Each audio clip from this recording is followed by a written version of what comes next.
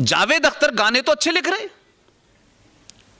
लेकिन वो क्या कहते हैं, मैं उनको बहुत बड़ा मक्कार मानता हूं। मेरे सबसे बड़े भाई के क्लासमेट थे अलीगढ़ में, मैं उनको बचपन से देख रहा हूं। उनकी मक्कारी क्या है, वो कहते हैं कि ए हिंदुओं, तुम मुसलमान जैसे मत बनो,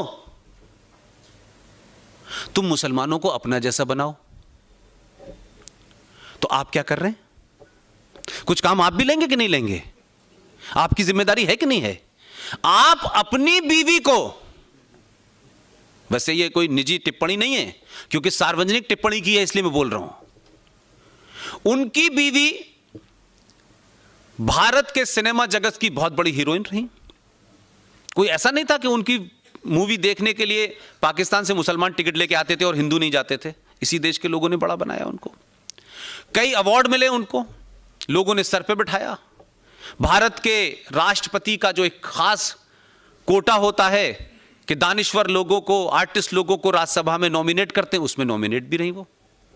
बुढ़ापे तक उन्होंने इस देश के तमाम रिसोर्सेस का तमाम मान सम्मान पाया। अब लगा अब क्या बचा है, तो आखिर में उन्हें नाम याद आया कि मेरा नाम तो शबाना आजमी है। तो आप आइकॉन बनी और उसके बाद आपने एक बयान दिया कि मुंबई में मुसलमानों को कोई मकान नहीं देता है। तो ये कहां, सड़क पे रह रही थी? ये जो मक्कारी है सैयद हामिद अंसारी से लेकर के शबाना आजमी तक, और अब तो एक नया चलन चला है कि 2015 में कुछ लोगों को डर लगा कि भाई डर लगता है अब तो, अपनी बीवी से बेडरूम में कहते हैं सुबह ही निकल चलना है यहां से। हमने कहा शायद चले जाएंगे, हमें बता दो कहां जाना है, टिकट भी हम दे देंगे, लेकिन गए नहीं। डर लगाकर का मतलब नहीं था, आप इस देश के युवाओं के आइकॉन बने और उस आइकॉन करने के बाद आपने इस भारत की सभ्यता और भारत के संविधान और भारत के 90 करोड़ हिंदुओं के ऊपर दाग लगाने में 2 मिनट नहीं लगाए कि हमें डर लगता है क्योंकि हिंदू जो है आक्रामक हो गया है, हिंदू इंटॉलरेंट हो गया है। शर्म आनी चाहिए उन लोगों को जो अपने किसी पॉलिटिकल एजेंडे के तहत, अपने किसी आका को खुश करने के तहत उनको डर की बात कही और इस देश में आपने एक 90% मेजॉरिटी के ऊपर सवाल खड़ा किया। वो अभी डर खत्म नहीं हुआ था। 2018 में नसरुद्दीन शाह पैदा हो गए, अब उनको डर लग रहा है।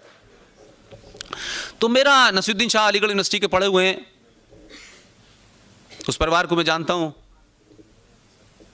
लेकिन मुझे जिन लोगों से डर लग रहा था उसको तो आपने बीवी बना रखा है अपने घर में, तो बीवी से डर लग रहा है क्या? लेकिन मैं अब इस नतीजे पे पहुंचा हूं कि इस समाज को कहना चाहिए कि नसरुद्दीन शाह और आमिर खान, जिसको इस मुल्क में डर लग रहा है, तुम्हें अब डर लगना चाहिए।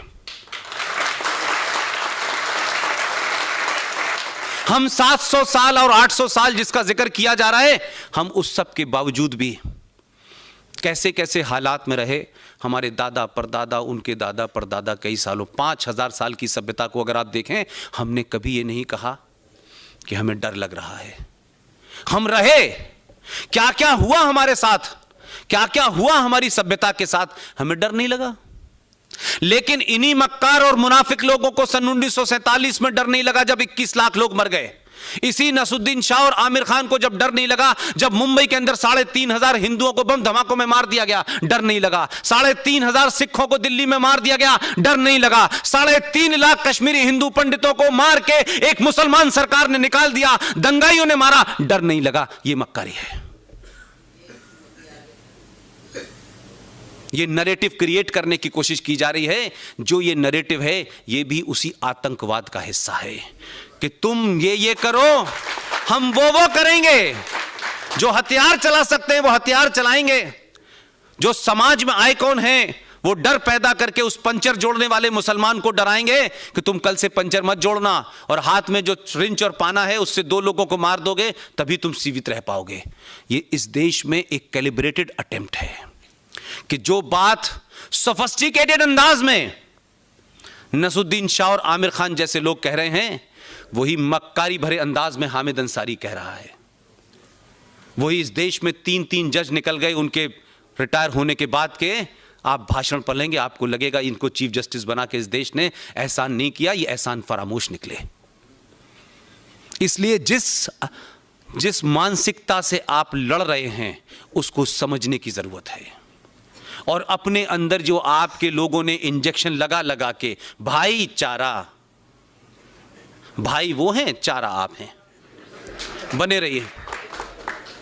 ये जो स्लोगन है इसको नजरअंदाज करने की वजह से हमारे बुजुर्गों में, अगर उन्होंने कुछ गलतियां न की होती तो आज हम इस समस्या पे बात नहीं कर रहे होते, हम इस देश को कहां ले जाना इस पे बात कर रहे होते। हमारी समस्या यह है, इस जनरेशन की समस्या यह है कि हम इतिहास में इतना सब कुछ गलत करा हुआ है, इतनी चीजों को आपने दफन कर दिया है, हीरो को आपने विलेन बनाया है और विलेन इस देश के प्रधानमंत्री बने घूम रहे हैं।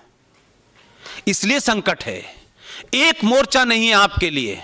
आपके टीचरों ने, आपके उस्तादों ने आपको सही हिस्ट्री नहीं पढ़ाई, आपके राइटर्स ने सही हिस्ट्री नहीं लिखी, लिहाजा आपकी जो नस्लें मौजूद हैं आज, उनको यह समझ ही नहीं आ रहा कि यह देश 1947 में था या 5000 साल पहले से था।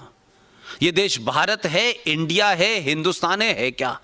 3-3 नाम है इसके। हम किसी एक नाम का नाम लेते हैं तो कुछ लोगों को लगता है ये कम्युनलिज्म है, उनको लगता है हिंदुस्तान कहने में ही सेकुलरिज्म है। तो एक नई ब्रांड आई, उन्होंने कहा इंडिया कहने में दोनों को करने लगेगा, हम इंडिया कहना शुरू कर देते हैं। तो हम किसी कंफ्यूजन का शिकार नहीं है, बल्कि हम डेलिबरेटली सच को सच कहने से डरते हैं।